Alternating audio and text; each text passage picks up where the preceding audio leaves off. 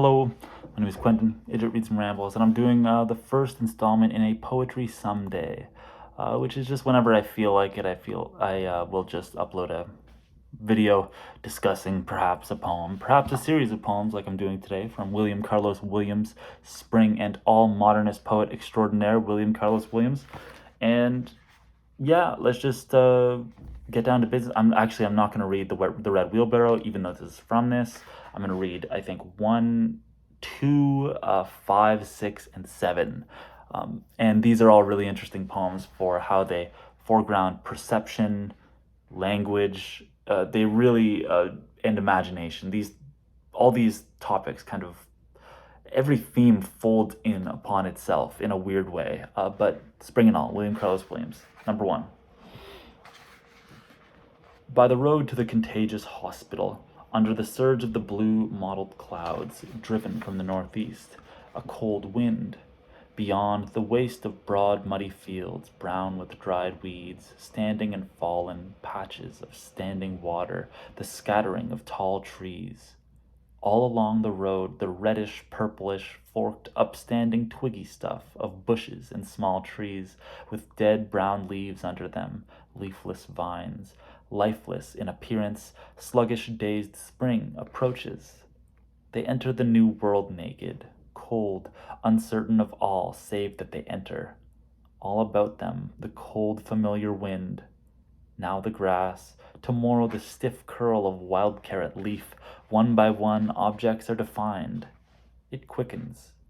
Clarity, outline of leaf, but now the stark dignity of entrance. Still, the profound change has come upon them. Rooted, they grip down and begin to awaken. I really like that for a number of reasons, not all of which I can articulate. A lot of these poems, I kind of feel like if you gave me enough drinks, I could make sense of them. Or if I just squint at them until my brain starts melting, they start to make a kind of sense. But of course, what I like about that is, first of all, the language, the stiff curl of wild carrot leaf. There's something really nice about that. It's an invigorating poem in the way it talks about imagination, right? Talking about the first half is a big description of something going on. The first verb is approaches, which I think is fascinating. Spring approaches, and all of a sudden, I think of spring a kind of perpetual newness of the imagination, that it creates things anew. And as everything is noted, one by one, objects are defined. It is an imagination, a perceiving force that is, it's perceiving things, and then those perceptions root down in this world, in, I think, the imagination. Rooted, they grip down, and begin to awaken. They don't root down, they just grip, they just hold to the imagination, these perceptions of things. And I think it's quite invigorating in the way that it wants to imagine perception and imagination. There's something very familiar to a lot of the Impressionist and Post-Impressionist painters, which William Carlos Williams associated with in Paris, I believe, or if not in Paris, in like New York or something, and they all came there. I don't really know. Why am I talking about this like I know anything about it? But I mentioned that's invigorating. None of these poems is more invigorating than number 2, except for maybe one part of another. Pink confused with white flowers, and flowers reversed, take and spill the shaded flame, darting it back into the lamp's horn.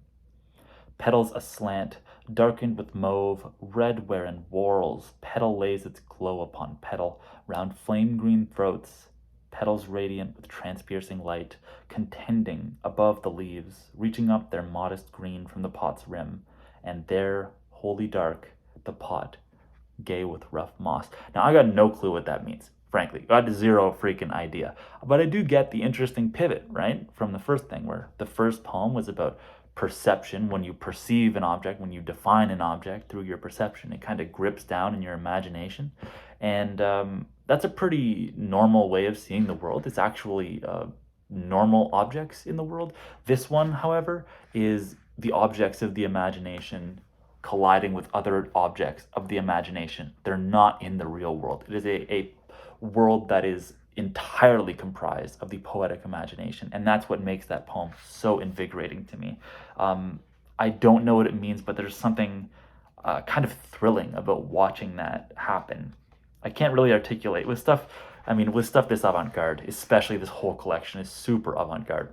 But with stuff this avant-garde, I really do struggle to interpret, number one, what it means, and two, what I like about it.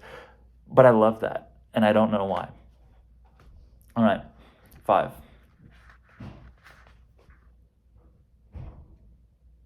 Sorry, between you and me, that guy never shuts the hell up. Anyways, number 5. Black winds from the north enter black hearts. Barred from seclusion in lilies, they strike to destroy beastly humanity where the wind breaks it. Strident voices, heat quickened, built of waves, drunk with goats or pavements. Hate is of the night, and the day of flowers and rocks. Nothing is gained by saying the night breeds murder. It is the classical mistake. The day, all that enters in another person, all grass, all blackbirds flying, all azalea trees in flower, salt winds. Sold to them, men knock blindly together, splitting their heads open. That is why boxing matches and Chinese poems are the same. That is why Hartley praises Miss Wirt. There is nothing in the twist of the wind but dashes of cold rain.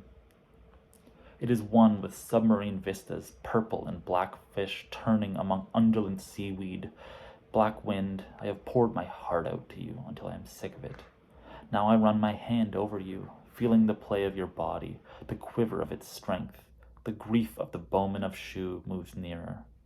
There is an approach with difficulty from the dead, the winter casing of grief. How easy to slip into the old mode, how hard to cling firmly to the advance. Dash. That poem ends in a dash. I love that poem for a number of reasons, but just some of the phrases are again invigorating and charmingly nonsensical. That is why boxing matches and Chinese poems are the same. There's a kind of symbolic logic to that makes sense, a kind of poetic sense that makes. Men knock blindly together, splitting their heads open. There is something very similar about boxing matches and Chinese poems. It makes sense. I don't know how to say it. And just the idea, too, black wind or black hearts can't be secluded in lilies, as if they belong in lilies, but they somehow can't remain in lilies. In like this white object. I don't know. It just makes a kind of sense to me that I can't articulate it. It's very, very invigorating. And the idea of, some of the imagery in the last half of that poem is just beautiful, right? Also, as if he's talking about a black wind, but he's rubbing his hand over this object of the imagination that the poet is kind of actually feeling for some reason. It's just fascinating to me. 6, perhaps my favorite of these. No, that is not it. Nothing that I have done. Nothing I have done is made up of nothing. And the diphthong AE, together with the first person singular, indicative of the auxiliary verb to have. Everything I have done is the same, if to do is capable of an infinity of combinations involving the moral, physical, and religious. Codes. For everything and nothing are synonymous when energy in vacuo has the power of confusion, which only to have done nothing can make perfect. Those paradoxes in the end are just so beautiful. Everything and nothing are synonymous when energy in vacuo has the power of confusion, which only to have done nothing can make perfect. And just that the nothing I have done is made up of nothing, and the diphthong AE, together with the first person singular indicative of the auxiliary verb to have. There's a kind of, it's made up of nothing, literally the word nothing, but also nothing. and that makes a kind of really interesting poetic sense.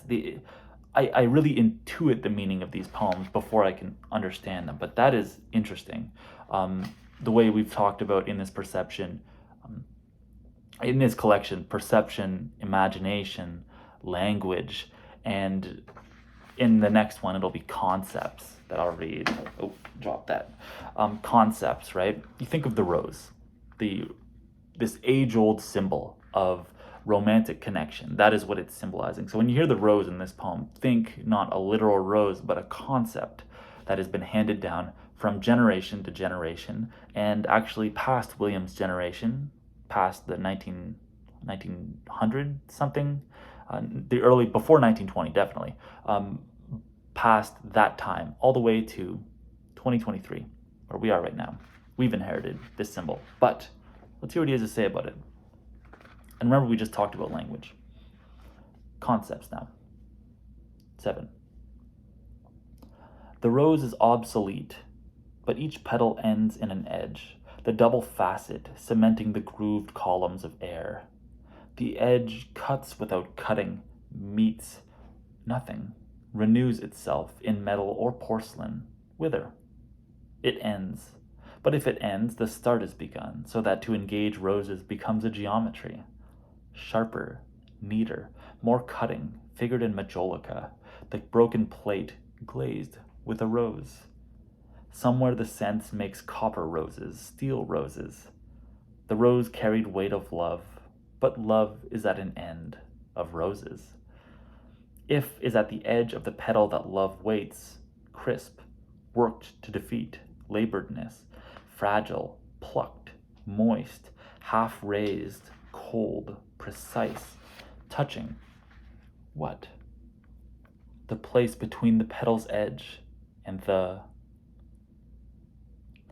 From the petal's edge, a line starts, that being of steel, infinitely fine, infinitely rigid, penetrates the Milky Way without contact, lifting from it, neither hanging nor pushing. The fragility of the flower, unbruised, penetrates space. That idea of a conceptual object, right? The rose, the symbol of romantic love, that concept is a kind of thing of steel. It will endure. Cementing the grooved columns of air, it cements things, it roots other things. Well, I don't know, the double facet of it cements other things. You think of the double facet of the edge cuts without cutting, meets nothing, renews. It's the double facet of, you have the edge of the concept, and then it's this razor sharp thing, and then there's whatever else it's going to be beside. And that is given some really, it's treated in a really interesting way as the poem goes on, right? If it ends, the start is begun, so that to engage roses becomes a geometry. I don't know what that means, but I love it.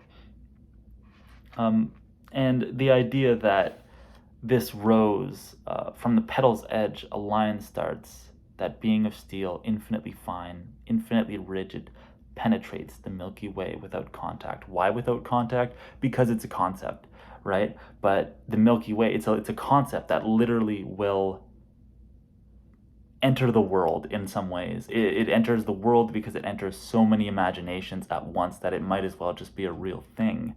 It penetrates the Milky Way without contact. It lifts from it. It somehow gets out of the Milky Way. It gets out of the universe, out of the galaxy. Neither hanging nor pushing. There's such a strong note of wonder to that I just can't get enough of. I just love that, But yeah, I suppose I'll end there with that poem. Actually, I'll make a couple notes on what this reminds me of. This is his first collection. I actually would recommend that you get this out.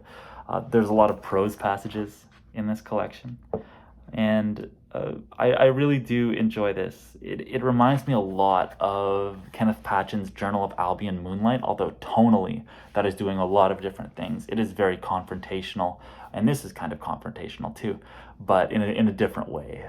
There's more violence and madness and sex in Patchen's book, Journal of Albion Moonlight, than this. This is also the prime poetic heir, methinks, to trout fishing in America, along with Ernest Hemingway and a few other authors. It's very much a work that is steeped in wonder at the human imagination, at the poetic imagination, and it is a kind of manifesto of the imagination that I suggest you check out. I got more to read in it, so I'm very excited, but thanks a lot, and I hope you're having a good day. Peace and groovy, eh?